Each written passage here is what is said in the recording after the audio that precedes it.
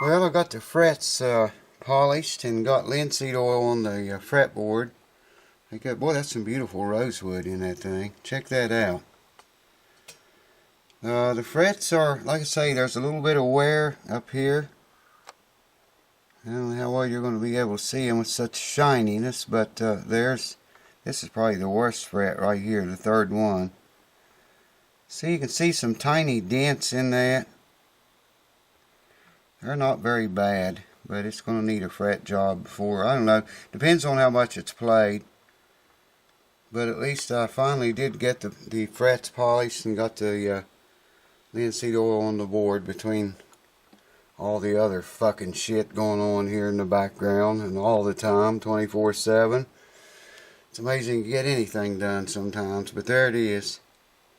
Looks much better. Now we're going to put new strings on it. I'll bring you back for that. Boy, look how pretty that rosewood is. Beautiful wood. Beautiful frets. They look really nice. So hold on, I'm going to string it up. Alright, well, we got new strings on. We put these on it.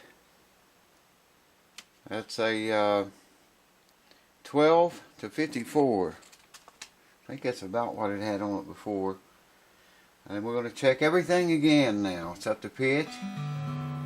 So we're going to check the nut action first. I have 18 thousandths here, and I think you can see that just glides right in there, all but the third string. There again, the third string is a little bit lower than the rest of them, but you can see how slick that goes in there. It's just perfect. See what I mean? So we have 18 thousandths. The third string, like I say, is a little bit tighter. There you go. It's probably more like 16 thousandths. We got neck relief at 10 thousandths. Now I normally set this at 12, but I'm going to show you why I have it set at 10 here in a few minutes. Let me find the 10. There we go. There again, I'm going to note the 15th fret instead of the 17th because of all this fall away back here. I know it's flat down to right to the 15th fret, so I'm going to start right there. This is a 10, and you can see that just goes in there perfectly, man. It just fits. Look at that. So now that was a 4 thousandths before. If you remember, before I did anything to the guitar, it was 4 thousandths. Now it's set at 10 thousandths now, and that's perfect. See that just, it's perfect, man.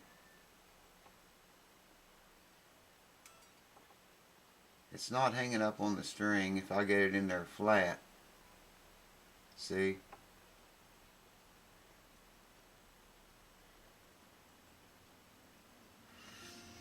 So we are at 10 thousandths there. 18 thousandths nut action. Let's check the action now, see where we finally ended up at. The action on this guitar right now is set just about as low as it is ever going to go, and I'll show you why in a few minutes. I got some bad news. 70 thousandths on the upper low bass E string at the 12th fret. 70 thousandths. The high E string is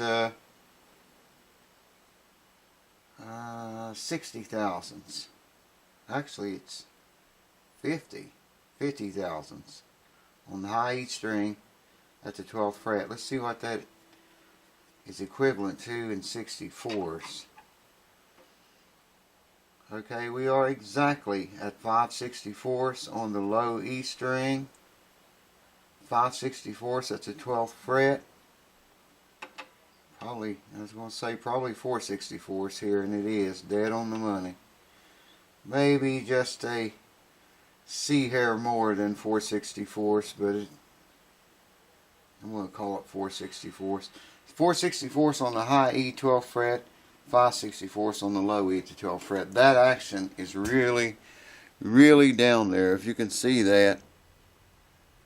I can't see the camera well enough to tell when I'm in line. I think maybe right in there. action is very, very low. But we have some severe problems to talk about. Let me gather up some tools here and I'll show you what I'm talking about. Well, first off, here's something that I never accounted for and I never even checked for because the action was so low when the thing first came here. You know, I never even thought about this being a problem. Now I'm just coming down the center of the fretboard. You can see straight edge hitting on the bridge right there. It does it between all strings.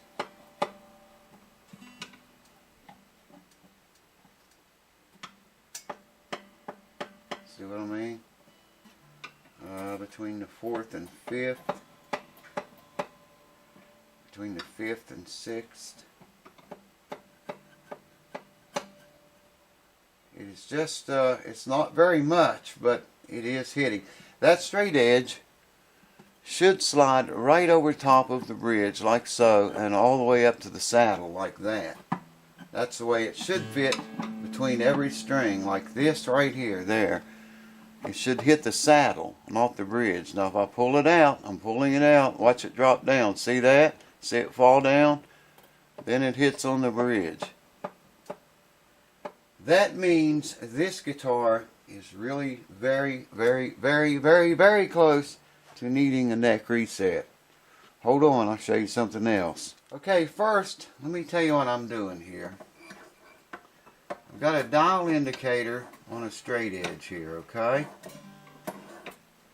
Just a dial indicator on a straight edge. Now, if you can see that meter there, I doubt you can see the meter, but I just got the straight edge laying flat on the fretboard and I'm holding it down here. The meter is on 0. It's zeroed in. You can't see it, I'm sure. I don't think you can, but it's zeroed in. Right there is 0. Okay? All I'm going to do is slide it down here and put the meter onto the bridge and hold the straight edge down. Actually, oh yeah, that'll work too. And I'm going to show you the difference in the plane of the bridge and the plane of the fretboard. So hold on. Hopefully you're going to be able to see this okay. Like I say, with the meter on the fretboard, let's see if you can see that. No, you can't. Shit.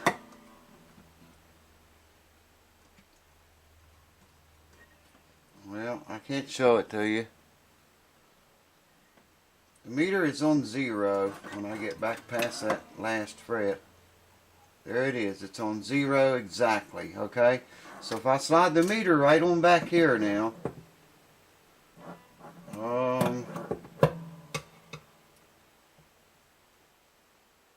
I don't know if you can see the meter. Here is 0 and we're on 10. That means there's 10 thousandths difference in the plane of this fretboard and the plane of the fretboard, the plane of the bridge. Let me see if I can get that a little bit better for you.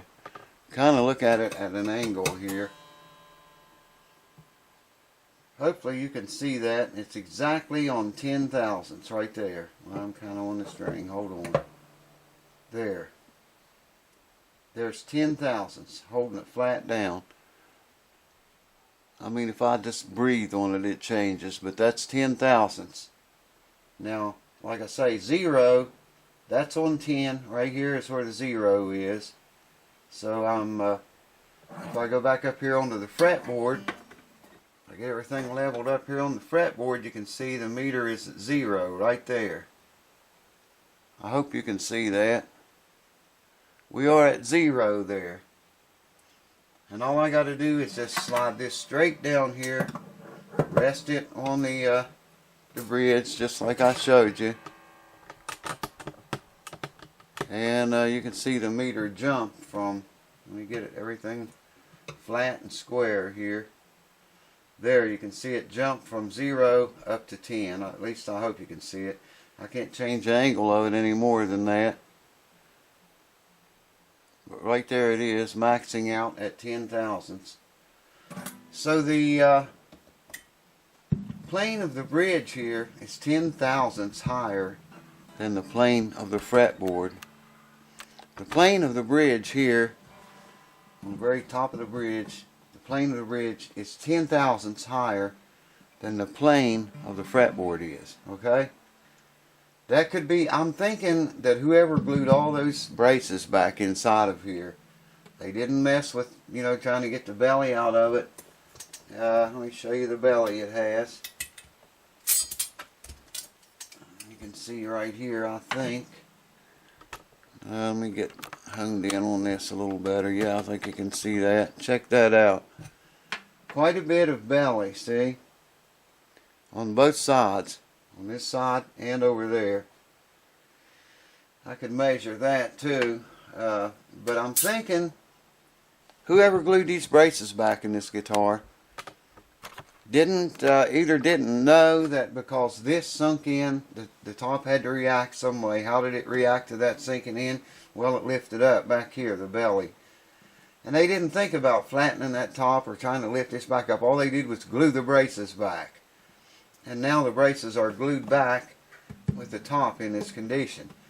The only way to correct that would either be take all the braces out and try to flatten the top out, then put them all back in, assuming you got the top flat, or resetting the neck, which would be much easier, but still a very expensive route to go. If you can see this meter here, we are right here is 0. It's dialed in on 0, sitting right behind the center of the middle of the bridge. If I can hold it still, this is a very sensitive gauge. So there we are, sitting right behind the bridge. We're on 0. Okay. Now to measure this deflection, I'm just going to slide the thing out, and you can see the meter start to drop. It's working backwards, actually. And check that out, man. Look how far. I'm trying to hold the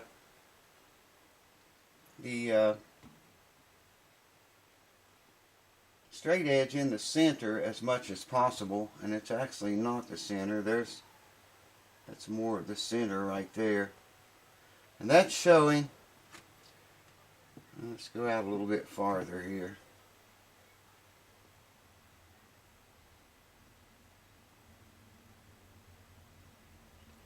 That's showing just about 60 thousandths difference.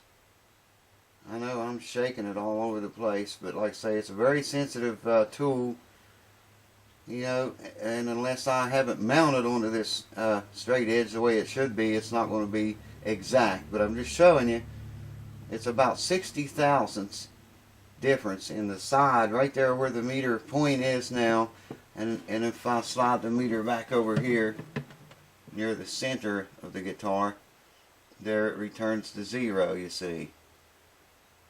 So what that's telling us is this edge of the guitar right here is 50 thousandths lower than the plane of the guitar right here behind the bridge is, in the center of the bridge. That's how much belly it has. So 50 thousandths and 50 thousandths on this other side over here.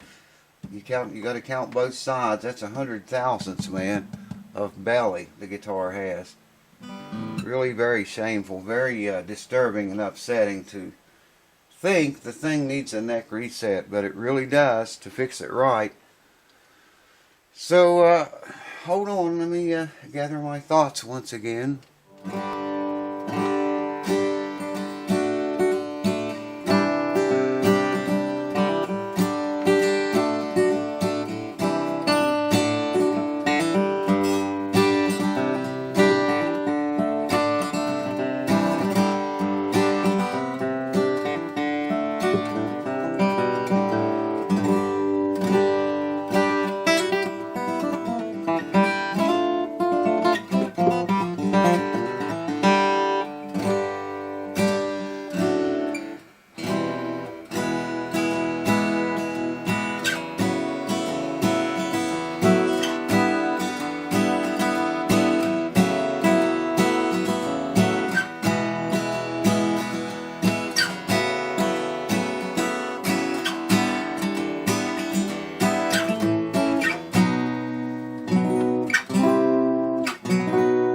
checked all the frets and every single fret works. Man, this thing really sounds good too.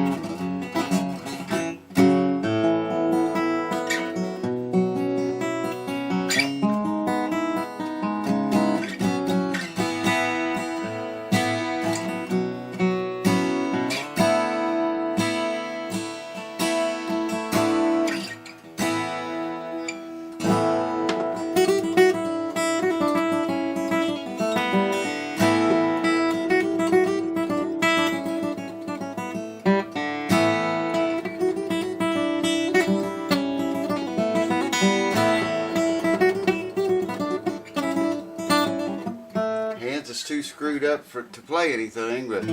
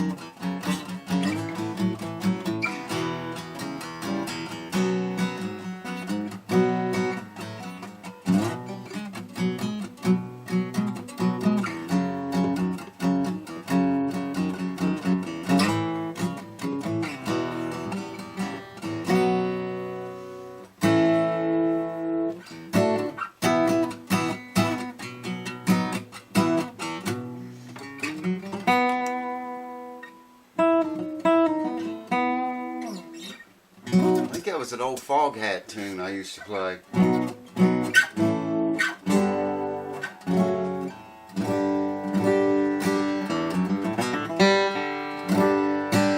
No more buzzing and rattling though. All that's completely gone.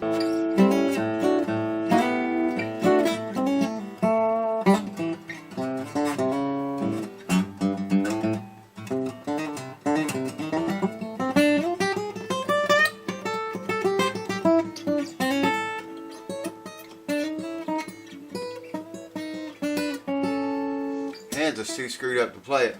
But it's a shame this guitar, like I say, it's in its very near future is going to need a neck reset.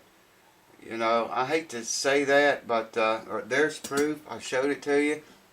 When the bridge plane of the bridge becomes higher than the plane of the fretboard, you know, and you can only get, check this out, man. Look how low this saddle is. That was another thing I wanted to point out. Look how low the saddle is right here. I mean, you can't lower that any more than that. Now you could shave the bridge, you know, and then that would expose more saddle there. You could lower the saddle more. That's a cheap workaround from a neck reset. But you see how low that saddle is. I mean, man, it is cranked down there. Look at that. The saddle is very, very, very low, and it's not going to go any lower than that. I mean, that's rock bottom right there. There's no way you're going to get that saddle any lower. It's got some break angle coming up where the string comes up out of the pinhole and goes over the saddle. There's still a pretty decent angle there. But, you know, that's all the saddle you can take away. That is all of the saddle. You can never take any more away from that saddle. And that's pretty much proof the neck's going to have to be reset, you know, really to fix this guitar right. Boy, that's a shame too, because man, it sounds so good.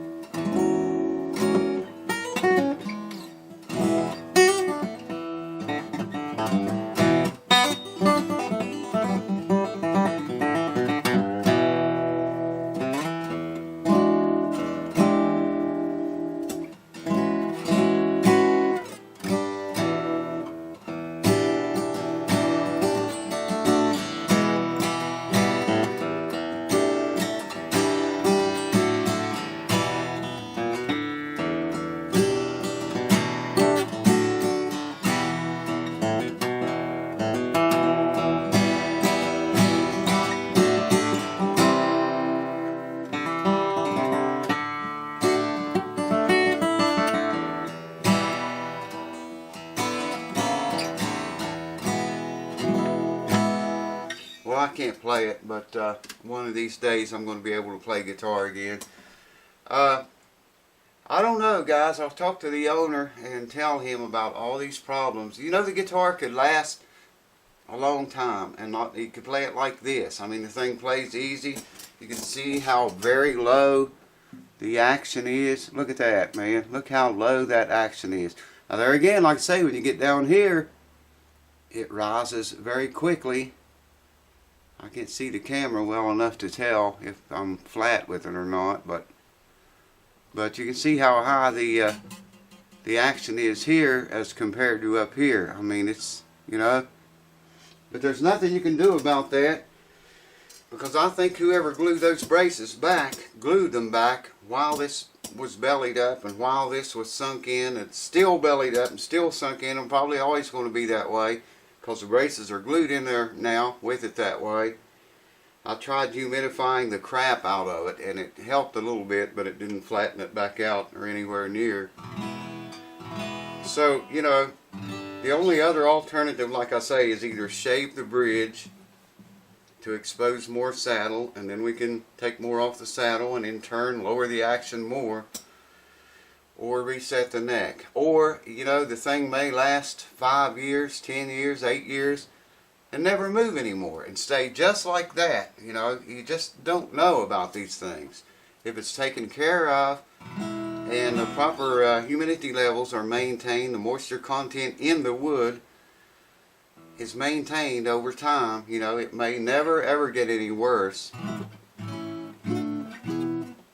The thing plays easy now. It's just my hands are so fucked up I can't play it, which is usually the case these days.